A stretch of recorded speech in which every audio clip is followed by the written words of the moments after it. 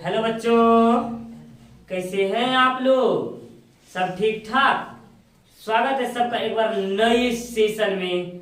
मैं हूं आपका भारती सर और मैं आज आप सबके बीच लेकर आया हूं एक क्रैश कोर्स। जी हाँ, क्रैश कोर्स के तहत आज हम लोग जो एग्जाम की तैयारी के बारे में बात करेंगे। जी हाँ, आपके इंग्लिश के बारे में आज हम लोग पोइट्री सेक्शन से बात करेंगे।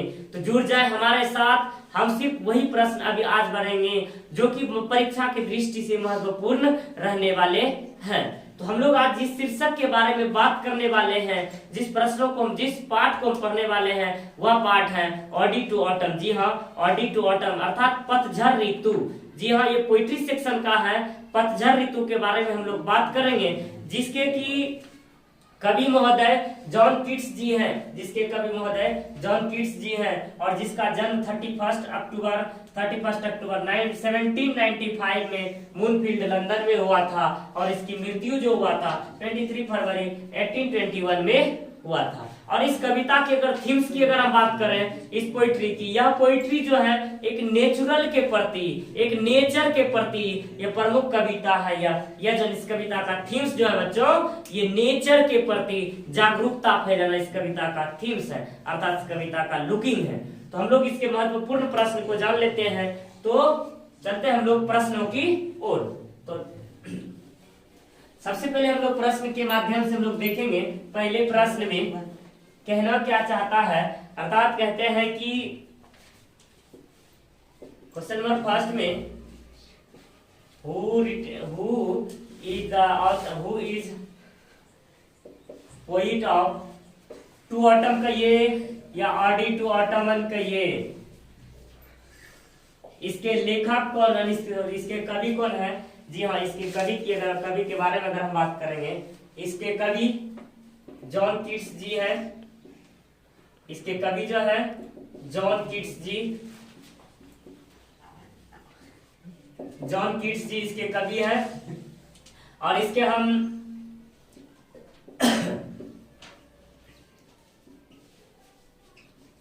John Keats is a dash poet. John Keats को किस कवि के रूप में जाना जाता है? यानी John Keats is dash poet, अर्थात कहते हैं कि यह जो है रोमांटिक कवियों में बेशुमार है। साथ ही साथ इसको नेचुरल पोइट भी कहा जाता है। which poets called the natural poet। जी हाँ, नेचुरल पोइट अर्थात कहा जाता है कि नेचर के लिए प्रमुख रूप से किस कवियों का नाम विख्यात है? जी हाँ, जॉन कीट्स जी का नाम नेचर के लिए प्रमुख रूप से विख्यात है। जॉन कीट्स जी प्रकृति के लिए प्रमुख रूप से विख्यात कवियों में से एक था।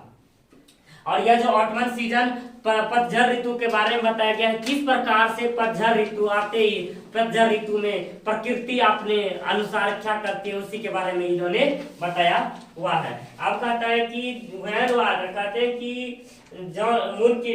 कि जॉन कीट्स का जन्म कहाँ हुआ था? कहते हैं व्हेन वाज, बच्चों इसको प्रश्न को महत्वपूर्ण में से याद करेंगे। व्हेन वाज born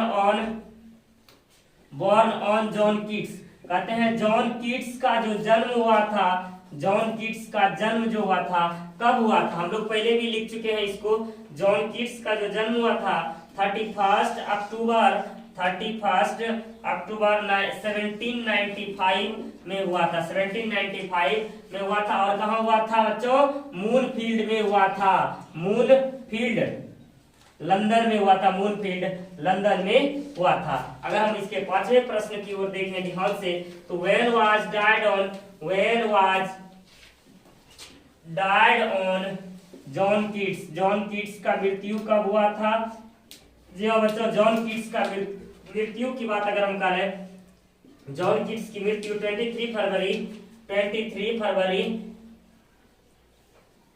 1821 में हुआ था। इसकी मृत्यु 23 फरवरी 1821 ईस्वी में। फिर से मैं आप सब लोगों को रिवीजन करवा दूं, who is the poets of ode to autumn. Ode to autumn के कवि कौन है? जॉन कीट्स जी हैं। John Keats is dash poets, अर्थात जॉन कीट्स एक रोमांटिक कवियों में बेशुमार है। और which poets calls the natural poets, अर्थात यह किस प्रकार नेचुरल कवि के रूप में विख्यात कौन है? तो जॉन कीट्स जी प्राकृतिक कवियों में से विख्यात है। Where was born on John Keats, John Keats का जन्म कब हुआ था? 31 अक्टूबर 1795 ऑन मूनफील्ड, लंदन में हुआ। और इसकी मृत्यु की बात करें यानी where was died on John Keats, John Keats की मृत्यु 23 फरवरी 1821 में हुआ था। इस तरह से हम लोग इस 5 प्रश्न के बारे में पढ़ा, उसके बाद हम लोग आगे पढ़ते हैं। तब तक के लिए आप लोग इसका स्क्रीनशॉट लगाएंगे, फिर हम लोग अगले प्रश्न की ओर जल्दी से आप लोग लिखेंगे। जो बच्चे अभी तक नहीं जुड़ पाए हैं उसको जल्द से जल्द जुड़ जाए। आज इस क्लास में हम लोग क्रैश कोर्स के तहत पढ़ेंगे और जानेंगे प्रमुख ऑब्जेक्टिव प्रश्न के बारे में, इसका निचोड़ निकाल देना ताकि आप परीक्षा में अच्छे से अच्छे अंक को प्राप्त कर सके। तो बढ़ चलते हम लोग 6 नंबर प्रश्न की ओर, छठे प्रश्न की ओर।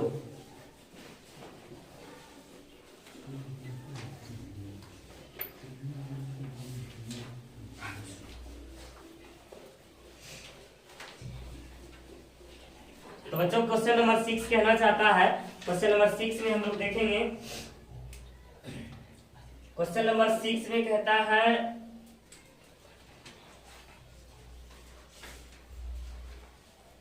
कि what ills was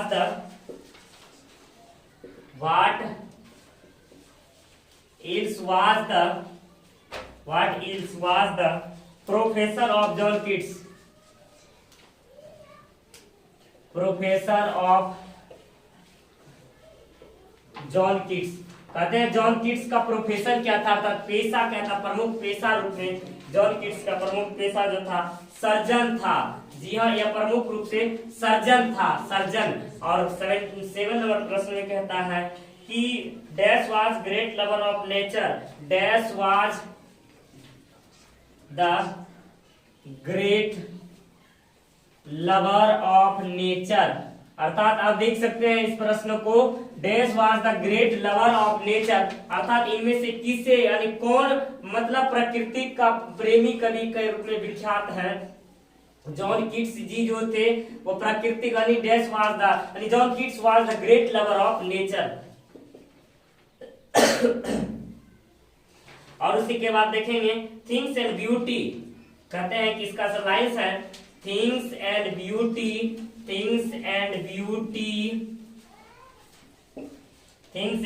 beauty is a joy for over, कहते हैं कि things is beauty is Joy for over and is written by, कहते हैं कि थिंग्स एंड ब्यूटी चीजें और सुंदरता जो होता है कुछ पल के लिए आनंद प्रदान करती है। ये जो इसका जो लिखे हुए हैं things and beauty is Joy for over, यानी ये जो है यानी कहते हैं वस्तु और सुंदरता कुछ पल के लिए होता है और यह समाप्त हो जाता है। यह कथन किसने लिखा है? यह जो है इसके लेखक है यहाँ जॉन कीट्स जी, इसके लेखक है जॉन कीट्स जी। हाँ बच्चों, इसके लेखक जी जॉन कीट्स जी हैं, इसके लेखक। फिर अगले नंबर 9 नंबर प्रश्न की ओर हम लोग देखेंगे। कहते हैं कि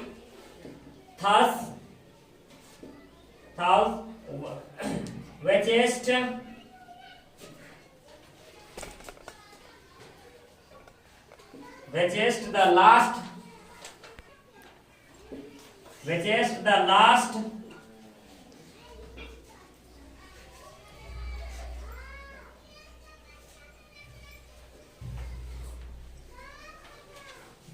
कहा जाता है बच्चों किसमें से?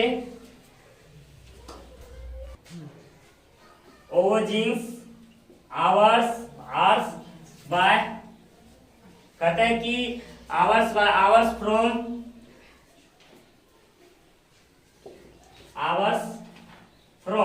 डैश, कहते हैं कि thus watchest the last oozings hours by hours. ये लाइन जो है कहां से लिया गया बच्चों? तो यह लाइन जो है ऑडी टू ऑटम से लिया गया है, ऑडी टू ऑटम से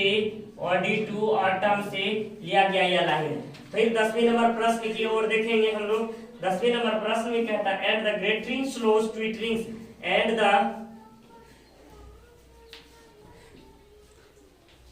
gathering swells Twitter in the sky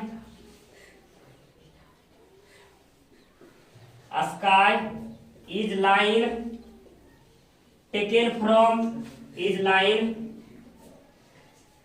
from कहते हैं कि यह पंक्ति कहां से लिया गया। इस पंक्ति को जरा ध्यान से देखेंगे तो कहता है and the gathering swells Twitter in the skies, कहते हैं स्काइज में आकाश में जो होता है ना, मतलब कि गैदरिंग स्वेलिंग्स होने लगता है। यह पंक्ति जो है किससे लिया गया, या ऑडी टू ऑटम से लिया गया। जी हाँ बच्चों, कहता है ऑडी टू ऑटम से लिया गया है, ऑडी टू ऑटम से लिया गया। यह कहता है कि eight the gathering swells Twitter in the skies is this line taken from ode to autumn. फिर से एक बार रिवीजन कर ले। What else was the profession of John Keats? John Keats का प्रोफेशन क्या था? वह सर्जन थे। और Dash was the great lover of nature, अर्थात किसी नेचर के लवर के रूप में जाना जाता है जॉन कीट्स को। Things and beauty is Joy for over, अर्थात वस्तु और सुंदरता जो होता है कुछ पल के लिए खुशी प्रदान करता है और वह ओवर होने वाला, अर्थात वह समाप्त होने वाली होती है। यह किसने लिखा है? जॉन कीट्स ने लिखा है। Thus watches the last oozing hours by hours from, कहते हैं कि अपने जीवन काल में देखा गया कुछ पल जो होता है कुछ पल के लिए ही वह रहता है। इस प्रकार से जो यह पंक्ति जो है Thus watches the last oozing hours by hours from ode to autumn से इसको लिया गया है। और ये लाइन भी at the gathering swells twittering in the sky, and the gathering swells Twitter in the skies is line, ये पंक्ति भी ऑडी टू ऑटम से ही लिया गया है। तो इस तरह से हम लोगों ने 10 महत्वपूर्ण प्रश्न के बारे में पढ़े और हम लोग आगे पढ़ेंगे 11वें नंबर प्रश्न की। आप लोग जल्द से जल्द इसको लिखें फटाक से, ताकि आगामी कोर्स को फटाक से हम इसको तैयारी अच्छे तरीके से करा सकें। तो हम लोग चलते हैं 11वें नंबर प्रश्न की ओर। तो देखते हैं बच्चों हम लोग 11 नंबर में प्रश्न में क्या कहना चाहता है। 11वें नंबर प्रश्न में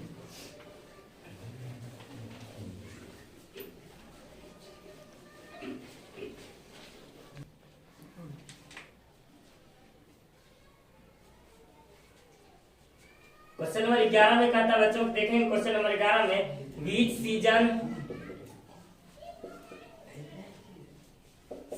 is called the season of मेलो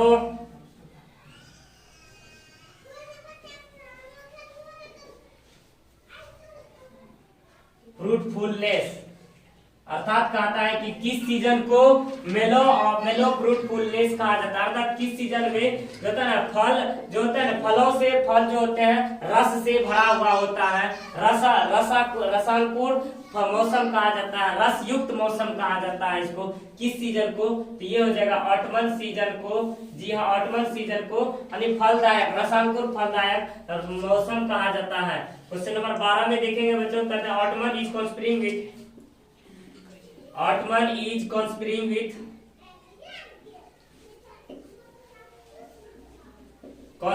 with to learn and bless the wine, कहते हैं कि सूर्य के साथ किसके साथ मिलकर के autumn is conspiring with dash, कहते हैं कि autumn is conspiring with dash, इस बीच में डैश हो जाएगा, dash to lawn as bless the vine, कहता है कि किसके साथ मिल करके सूर्य जो किसके साथ मिल करके ये लॉन ब्लेस एंड वाइन, अर्थात किसको ऋण लेने, अर्थात यूं कहिए किसके साथ मिल करके या मतलब फलों को रसांकुर कर देता है, मतलब ऋण देने के लिए हो जाता है। तो सूर्य के साथ, जी हाँ बच्चों, यह जो होता है सूर्य के साथ मिल करके ये सारी साजिश रचते हैं। ऑटमन जो होता है सूर्य के साथ मिल करके ये सारी साजिश रचते हैं। क्वेश्चन नंबर 13 में कहता है बच्चों, इसमें क्वेश्चन नंबर में who does the vine run, कहते हैं कि where does the vine run, कहते हैं वाइन कहाँ रन करते हैं, वाइन जो होते हैं कहाँ रन करते हैं, वाइन ये जो होते हैं मतलब कि ऑटमन सीजन में रन करते हैं, ऑटमन सीजन में रन करते हैं। और क्वेश्चन नंबर 14 में कहना चाहता है बच्चों, who think that warm day will never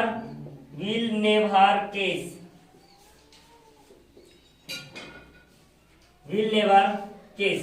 कहते हैं कि किस सीजन में who think that warm day will never case, ऐसा कौन सा सोचता है, ऐसा मतलब ऐसा कौन सोचता है कि warm day will never case, यानी कहते हैं कि गर्मी का मौसम कभी लौट कर नहीं आए, ऐसा कौन सोचता है। इस पोइट्री में बात किया गया, ये सा जो होता है ना बीज मधुमक्खी जो होती है ना, ऐसा सोचती है कि गर्मी का मौसम लौट कर ही नहीं आए।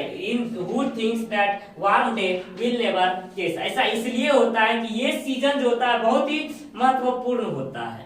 इस सीजन में सरसों में यानी या हर प्रकृति जो था बहुत ही सुंदर सा वातावरण छाया जाता है, इसमें फल फूल सभी चीज अपने उच्च चरम सीमा पर होते हैं, जिस कारण से मधुमक्खियां जो चाहती है गर्मी का सीजन लौट कर नहीं आए, क्योंकि गर्मी के सीजन में सारे फसल से जो होते हैं रस सूख जाते हैं और इस सीजन में सभी फलों में सभी फूलों में रस भरे रहते हैं, जिसको संपूर्ण रूप से आहार मिलती रहती है, इसीलिए यह ऐसा चाहते हैं।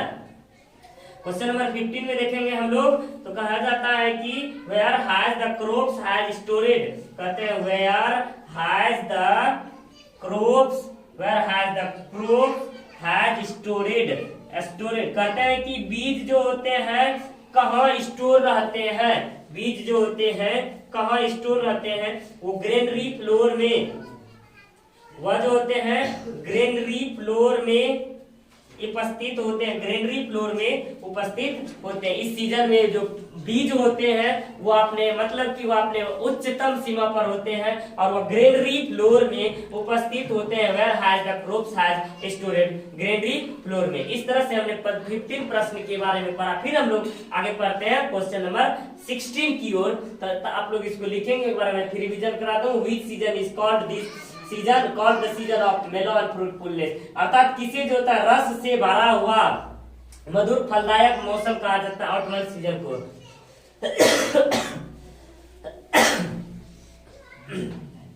Autumn is spring with two lawn and bless wine, ottoman जो होता है यह सीजन किसके साथ मिल करके मतलब ऋण के रूप में अर्थात सजाने की कोशिश करता है प्रकृति को, तो सूर्य के साथ मिल करके प्रकृति को सजाने की कोशिश करता है। Where does the vine run, vine कहाँ रन करती है इस सीजन में, ऑटमन सीजन में। The things that warm day will never change, कहते हैं कि गर्मी का मौसम जो कभी लौट करना है ऐसा कौन सोचता है, तो बीज मधुमक्खियां चाहती है। Where has the crops has stored, यानी बीज जो होते हैं कहाँ स्टोर रहता है, बीज जो होता है ग्रेनरी फ्लोर में उपस्थित होती है, ग्रेनरी फ्लोर में। आप इस तरह से हमने देखे। अब हम लोग 16 नंबर प्रश्न की ओर जाएंगे, तो आप लोग इसको ज्यादा से ज्यादा लिखेंगे। हम लोग 16 नंबर प्रश्न की ओर चलेंगे।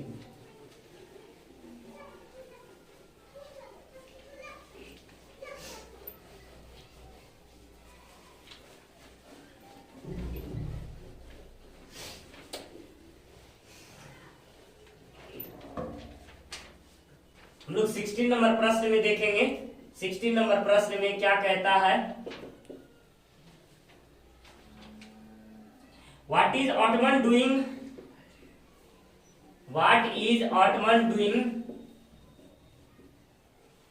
What is autumn doing on a hall, on a hall repeat furrow, half repeat fro.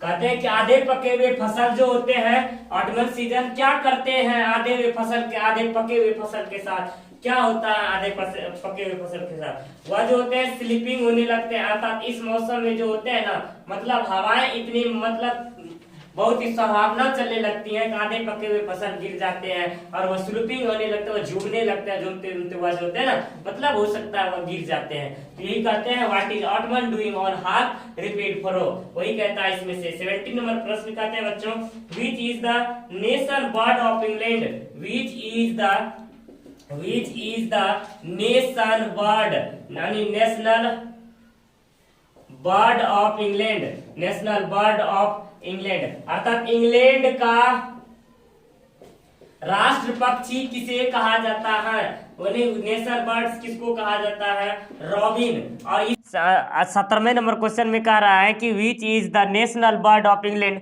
England के राष्ट्र पक्षी के रूप में किसे जाना जाता है, रॉबिन को इंग्लैंड के राष्ट्र पक्षी के रूप में जाना जाता है। और क्वेश्चन नंबर 18 कहता है बच्चों, क्वेश्चन नंबर 18 में कहता है what is twittering in the sky, what is twittering twittering in the sky, in the sky, कहते हैं कि आकाश में कौन ट्विटरिंग करते हैं, आकाश में ट्विटरिंग करते हैं, वह जो होते हैं आकाश में भी ट्विटरिंग इन द स्काई, फेलॉस जो होते हैं ना वो आकाश में ट्विटरिंग करते हैं। फिर क्वेश्चन नंबर 19 में कहता है बच्चों कि John Keats belong to, John Keats belong to, अर्थात जॉन किट्स जो है कहाँ से संबंधित है, जॉन किट्स जो होता है बिलोंग टू संबंधित है ब्रिटेन से। जी हाँ बच्चों, ये ब्रिटेन से संबंधित है, जॉन किट्स जो था ब्रिटेन से संबंधित था, Britain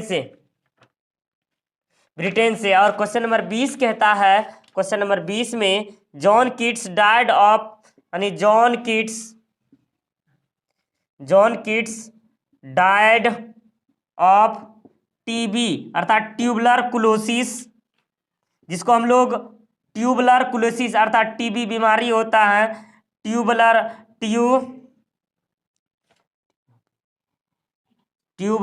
क्लोसिस at the age of, अर्थात कितने वर्ष की उम्र में जॉन किट्स जो थे टीबी बीमारी से मर चुके थे, वह जो थे मात्र 26 यानी 26 ईयर्स में ही वह मर गए थे। John Keats died of TB अर्थात tuberculosis at the age of 26 वर्ष की उम्र में ही उसकी मृत्यु हो गई थी, 26 वर्ष की उम्र की मृत्यु हो गई थी। इस प्रकार से हमने प्रमुख 20 प्रश्न पर हम लोग अगले प्रश्न की ओर चलते हैं, तब तक इसको लिख लेंगे, हम लोग चलेंगे अगले प्रश्न और क्वेश्चन है इसके हम लोग अगले प्रश्न और चलते हैं। तो नंबर 21 का था बच्चों, क्वेश्चन नंबर 21 में आप लोग इसको लिखते चले साथ में ही, तो अगले हम लोग लिखेंगे क्वेश्चन नंबर 21 में।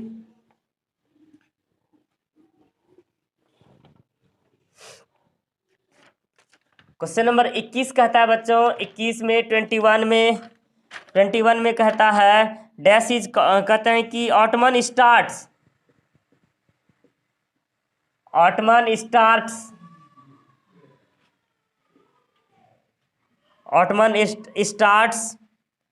With the